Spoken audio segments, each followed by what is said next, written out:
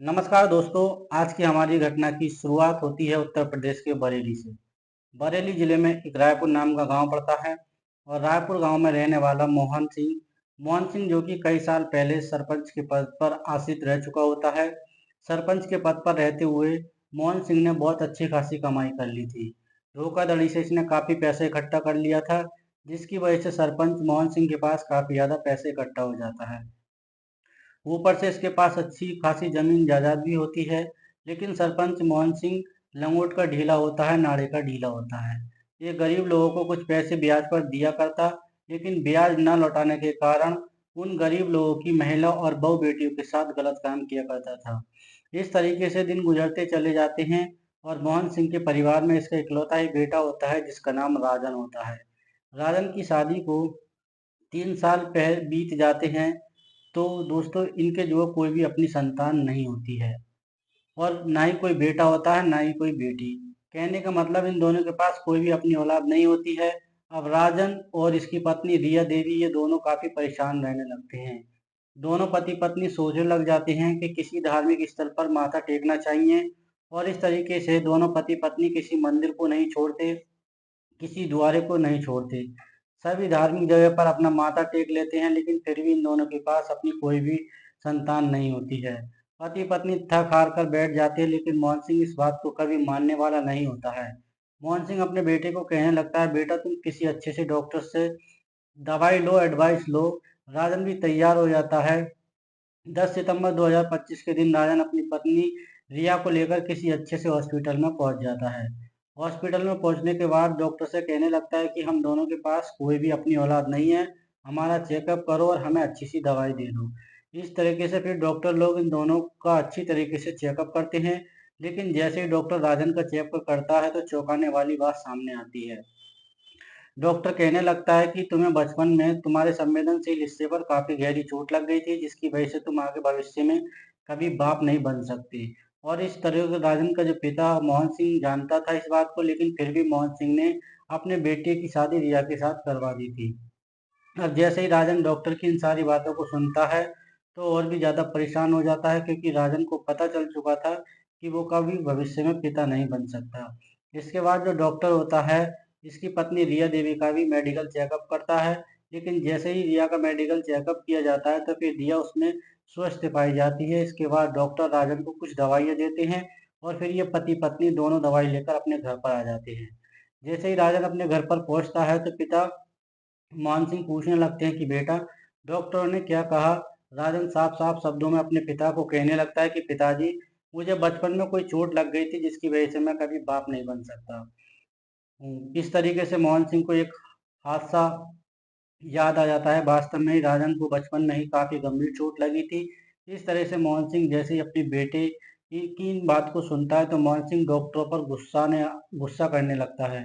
मोहन सिंह कहने लगता है कि डॉक्टर ऐसी ऐसी बात बनाते रहते हैं, डॉक्टर झूठ बोलते हैं, तुमसे पैसा ठगते हैं। तुम्हारी पत्नी के अंदर बहुत बड़ी कमी है, तुम्हारी पत्नी में कमी है, तुम में कोई भी कमी नहीं है। जब मोहन सिंह ऐसी ऐसी बातें करने लगता है तो राजन बेहद परेशान हो जाता है। थक हार कर मोहन सिंह अपने बेटे राजन को वार्निंग देते हुए कहते हैं कि अगर 1 साल के अंदर तुम दोनों के पास कोई भी अपनी औलाद नहीं हुई तो फिर राजन मैं तुम्हारी दूसरी शादी करवा दूंगा। इस बात को राजन की पत्नी रिया देवी जैसे ही सुनती है तो रिया जैसे ही अपनी ससुर की इन बातों को सुनती है तो बेहद परेशान हो जाती है। और इस तरीके से आज का दिन गुजर जाता है। जैसे ही 12 सितंबर 2025 की शाम के करीब 6 बजे के आसपास का वक्त होता है तो मोहन सिंह अपनी बहू रिया को कहने लगता है कि रिया, तुम मेरे पास मेरे कमरे में आ जाओ, मुझे तुमसे कुछ जरूरी बात करनी है। अब इसके बाद रिया अपने ससुर के कमरे में चली जाती है, लेकिन ससुर उस दूसरा रूप आज तक नहीं देखा था। मोहन सिंह अपनी बहू रिया को कहने लगता है, देखो रिया, जो तुम्हारा पति राजन है वो कभी पिता नहीं बन सकता है। मुझे इस बात का पता है क्योंकि उसको बचपन में चोट लग गई थी। लेकिन तुम फिक्र मत करो, तुम्हारे पास जो है कोई ना कोई बच्चा ही हो जाएगा। अब जैसे ही ये बात हो रही होती है तो रिया कहने लगती है कि पिताजी, इसमें मेरी कोई गलती नहीं है। अभी आप मोहन सिंह बात को संभालते हुए कहने लगता है कि अगले 1 साल में बच्चा जरूर पैदा हो जाएगा। तुम ऐसा करना, आज आप अपने पति को कुछ नींद की दवाइयाँ खिला देना और फिर इसके बाद मेरे कमरे में आ जाना। अब जैसे ही रिया अपने ससुर की इन बातों को सुनती है तो चौंक जाती है, हैरत में पड़ जाती है। वह कहने लगती है कि पिताजी, मैं तुम्हारे कमरे में नहीं आ सकती हूँ, मैं इस गलत काम को नहीं कर सकती हूँ। लेकिन मोहन सिंह लंगोट का ढीला होता है, नाड़े का ढीला होता है। मोहन सिंह अपनी बहू रिया को कहने लगता है, अगर तुम चाहती हो कि तुम माँ बनो और मेरा बेटा पिता बन जाए तो तुम्हें मेरे कमरे में आना ही पड़ेगा। लेकिन अगर तुम ऐसा नहीं करती हो तो फिर मैं अपने बेटे की शादी दूसरी करवा दूंगा। अब जैसी बात कही जाती है तो रिया बेबस हो जाती है, मजबूर हो जाती है और इस तरह से रिया अपने ससुर की सारी बातों को मान जाती है।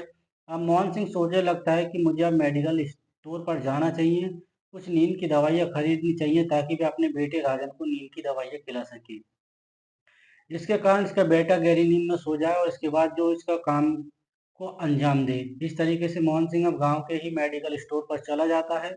वहां से नींद की दवाइयाँ खरीदी जाती हैं। नींद की दवाइयाँ खरीदने के बाद मोहन सिंह अपने घर पर आ जाता है और फिर नींद की दवाइयाँ अपनी बहू रिया को दे देता है।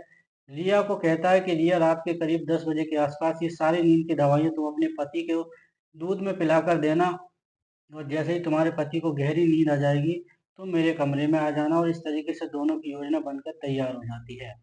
जैसे ही करीब रात के 9 बजे का आसपास का वक्त होता है तो रिया अपने पति के लिए गर्म दूध करती है और उसमें कुछ नींद की गोलियां जो है डाल देती है। उसके बाद वो दूध अपने पति राजन को पिला देती है। देखते ही देखते करीब आधे घंटे का वक्त गुजर जाता है और उसके पति राजन को गहरी नींद आ जाती है। जैसे ही राजन गहरी नींद में सो जाता है तो इसके बाद इसकी पत्नी जो रिया होती है अपने कमरे से चुपचाप बाहर निकल जाती है और फिर इसके ससुर मोहन सिंह के कमरे के अंदर चली जाती है। आज मोहन सिंह बेहद खुश होता है। मोहन सिंह इस बात को कम सोच रहा होता है कि इसकी बहू को कोई बच्चा हो जाए, बल्कि असलियत ये होती है कि मोहन सिंह अपनी इच्छाओं को शायद पूरा करना चाहता था। और इस तरीके से इसके पुत्र वधू इसके कमरे के अंदर जाती है और फिर मोहन सिंह अपने इस कमरे का दरवाजा बंद कर लेता है। इसके बाद मोहन सिंह अपनी बहू के साथ मिलकर सारी मर्यादाओं का उल्लंघन कर देता है, सारी मर्यादाओं को तोड़ देता है और रिया के साथ उस गलत काम को करने लग जाता है जो उसको हरगिज नहीं करना चाहिए। मोहन सिंह तब तक इस गलत काम को करता है जब तक उसका मन नहीं भर जाता है और जैसे ही इसका मन खुश हो जाता है तो फिर मोहन सिंह अपनी बहू से कहता है कि कमरे से बाहर निकल जाओ, तुम अब जा सकती हो। इस तरीके से रिया इसके कमरे से बाहर निकलकर अपने पति के कमरे में जाकर लेट जाती है। यहाँ से ये दोनों का प्रेम प्रसंग शुरू हो जाता है। इस तरीके से जब भी राजन अपने खेत में काम करने चला जाया करता था तो फिर मोहन सिंह अपनी बहू रिया को अपने पास बुला लिया करता था और अपना वक्त गुजार लिया करता था। ये कई बार तो ऐसा होता है, जो रिया होती है वो अपनी पति को नींद की गोलियां खिला देती है और फिर अपने ससुर के कमरे में जाकर लेट जाया करती। इस तरीके से दिन गुजरते चले जाते हैं। आखिरकार 2 से ढाई महीने का वक्त गुजर जाता है। वो तारीख आई जाती है आखिर 25 अक्टूबर नवंबर 2025 का समय होता है। अब जो इसका ससुर होता है वो इसकी बहू रिया को प्रेग्नेंट वो हो चुकी होती है। जैसे ही रिया देवी अपना प्रेगनेंसी का टेस्ट करवाती है तो फिर पता चलता है कि वो प्रेग्नेंट नहीं है। जब प्रेग्नेंट ना होने के कारण इस महिला को पता चलता है तो परेशान हो जाती है और फिर ये बात मोहन सिंह को पता चलती है तो मोहन सिंह अपनी बहू रिया के पास आता है और रिया को कहने लगता है कि रिया, तुम्हारे अंदर बहुत बड़ी कमी है, तुम कभी भी जीवन में मां नहीं बन सकती हो। और इस तरीके से दो चार बातें कहने के बाद अब मोहन सिंह अपनी इस बहू रिया को कहने लगता है कि रिया, अगर तुमने 1 साल के अंदर किसी बेटे या बेटी को जन्म नहीं दिया तो फिर मैं अपने बेटे राजन की शादी दूसरी लड़की के साथ करवा दूंगा। रिया देवी इस बात को सोचने लगती है, अगर इसको कोई भी बच्चा नहीं हुआ तो फिर इसके पति की दूसरी शादी करवा दी जाएगी। और इस तरीके से 2-4 दिनों का वक्त गुजर जाता है। आखिर एक ऐसी तारीख आ जाती है 28 नवंबर 2025 का दिन, सुबह के करीब 10 बजे के आसपास का वक्त होता है और मोहन सिंह अपने बेटे राजन को कहता है, राजन, आज खेत में बहुत काम पड़ा है, ऐसा करते हैं दोनों खेत में चलते हैं और फिर जितना भी काम काज है वह सारा निपटा लेते हैं। और इस तरीके से बाप और बेटे दोनों खेत में चले जाते हैं। लेकिन जैसे ही करीब 1 घंटे का वक्त गुजरता है तो फिर घर में रिया बिल्कुल अकेली रह जाती है। और इस तरह से अब रिया के पास उसकी एक पड़ोसन जो है रजनी देवी आती है। रजनी जैसे उसके घर में प्रवेश करती है तो रिया के साथ बैठकर बातचीत करने लगती है। तो फिर रिया अपनी दुख भरी कहानी रजनी को सुनाने लगती है। रजनी को बताया जाता है कि उसका ससुर उसके पति की दूसरी शादी करवाने वाला है क्योंकि उसको कोई बच्चा पैदा नहीं हो रहा है। लेकिन रजनी अपनी इस पड़ोसन रिया को कहने लगती है कि रिया, तुम किसी भी बात की फिक्र मत करो, हमारे मंदिर में एक पुजारी रहता है जिसका नाम जो है नरेंद्र नाथ है। हम ये कुछ जड़ी बूटियां देता है जिसकी वजह से महिलाओं को बच्चा पैदा हो जाता है। अब ये बात जो है इन दोनों के मन में चलती रहती है तो ये सुनकर जो है लड़की बहुत खुश हो जाती है। रिया कहने लगती है कि मुझे उस पुजारी से आज के आज मिलना है, लेकिन रजनी कहती है कि कल सुबह हम पूजा करने के लिए दोनों मंदिर जाएंगे, फिर उस पुजारी से मिलकर बात करते हैं। इन दोनों महिलाओं की योजना बनकर तैयार हो जाती है और जैसे ही अगला दिन आता है तो सुबह के करीब 7 बजे के आसपास रिया देवी पूजा की सामग्री लेती है, थाली तैयार करती है और थाली तैयार करने के बाद अपनी पड़ोसन रजनी को आवाज लगाती है और रजनी के साथ में मंदिर चली जाती है। दोनों महिला मंदिर के अंदर पूजा करती हैं। पूजा करने के बाद रजनी देवी प्रिया को कहने लगती हैं कि तुम जो है पुजारी के पास चलो। और जो पुजारी जो होता है वो लंगोट का ढीला होता है और पुजारी इस महिला रिया की खूबसूरती और इसकी सुंदरता को देखता है तो ध्यान उसकी तरफ आकर्षित होने लग जाता है। अब नरेंद्र नाथ इस महिला रिया देवी को हासिल करने की इच्छा के बारे में सोचने लगता है। जब रिया अपनी पूरी कहानी को इस पुजारी के सामने रखती है तो पुजारी रिया को कहने लगता है कि तुम्हें परेशान होने की कोई जरूरत नहीं है। जो भी मैंने उपाय बताए हैं उनके चलते महिलाओं को बच्चे पैदा हो चुके हैं और तुम्हें एक अच्छा सा उपाय बता देता हूँ और फिर वो उपाय करने के बाद तुम्हें बच्चा पैदा हो सकता है। अब जो है इस तरीके से पुजारी महिला को अपने जाल में फंसा लेता है। अब ये महिला जो होती है रिया कहने लगती है कि तुम आज के आज मेरे घर पर पूरा करने चल सकते हो। मेरे घर पर कोई नहीं है, मेरा पति और मेरा ससुर दोनों खेत में गए हुए हैं। लेकिन पुजारी कहने लगता है कि मैं कल सुबह तुम्हारे घर पर आ जाऊंगा और फिर पूजा शुरू कर दी जाएगी। इस तरीके से आज के समय में रिया देवी और रजनी दोनों अपने घर पर वापस आ जाती है और इस तरीके से ये अगला दिन होता है तो सुबह के समय राजन और उसका पिता मोहन सिंह दोनों खेत में काम करने के लिए चले जाते हैं। रिया देवी उसी समय अपनी सहेली रजनी के पास फोन कॉल करती है। रजनी को बताया जाता है उसका पति और उसका ससुर दोनों खेत में गए हैं तो पुजारी को मेरे घर पर ला सकती हो। फिर पुजारी जो है मेरे घर में पूजा कर देगा और इस तरीके से रजनी फिर उस मंदिर में जाती है और पुजारी नरेंद्र नाथ को जो मिलती है उनसे कहती है कि आप रिया के घर पर आ सकते हो और वहाँ पर पूजा कर सकते हो। अब जो नरेंद्र नाथ होता है इसके घर के अंदर पूजा अर्चना करना शुरू कर देता है। रजनी भी वहाँ पर बैठ जाती है, रिया भी वहाँ पर बैठ बैठ जाती है। करीब 1 घंटे का वक्त की पूजा अर्चना की जाती है। पूजा अर्चना के दौरान कुछ प्रसाद भी इन दोनों महिलाओं को दिया जाता है। इसके बाद ये जी नरेंद्र नाथ पुजारी से रिया को कहने लगता है रिया तुम्हारी पूजा यहाँ आज की पूरी हो चुकी है, मुझे दक्षिणा में 2500 रुपये चाहिए। इसके बाद जो रिया देवी होती है अपने कमरे में जाती है, 2500 रुपये निकाल कर लाते हो पुजारी को दे दिए जाते हैं। लेकिन पुजारी का इरादा कुछ और होता है। इस महिला को वो पाना चाहता था। इसको पाने के लिए वह किसी हद तक जा सकता था। आज के समय में ये पुजारी इसके घर से पूजा अर्चना करके मंदिर में लौट जाता है। लेकिन जैसे ही दूसरा दिन आता है तो दूसरे दिन के करीब 10 बजे के आसपास राजन और मोहन आज दोनों खेत में चले जाते हैं और फिर रिया अपनी रजनी सहेली के पास फोन कॉल करती है। रजनी को कहती है कि उस पुजारी को मेरे घर पर जल्दी लेकर आ जाओ और इस तरीके से आज के समय में रजनी देवी उस पुजारी को लेकर रिया के घर पर आ जाती है। लेकिन आज इस पुजारी का इरादा कुछ और होता है। जैसे ही पुजारी घर के अंदर आता है तो पुजारी इस महिला रिया को कहने लगता है आज घर का मुख्य दरवाजा बंद कर दो और इसके बाद हम पूजा आराधना शुरू कर देते हैं। इस तरीके से रिया देवी अंधविश्वास में डूबी हुई अपने कमरे का मुख्य दरवाजा बंद कर लेती है और रजनी वहां पर बैठ जाती है और इस तरीके से जो नरेंद्र नाथ पुजारी होता है वो पूजा अर्चना शुरू कर देता है। करीब 30 मिनट का वक्त गुजर जाता है। पुजारी लगातार अर्चना कर रहा होता है, लेकिन अर्चना करते हुए पुजारी कहने लगता है कि तुम्हारे घर में भी मुझे शुद्धिकरण करना पड़ेगा और तुम्हारा भी शुद्धिकरण करना पड़ेगा। इसके बाद ये पुजारी कुछ प्रसाद अपने थैले से निकालता है और इन दोनों महिलाओं को प्रसाद दे देता है।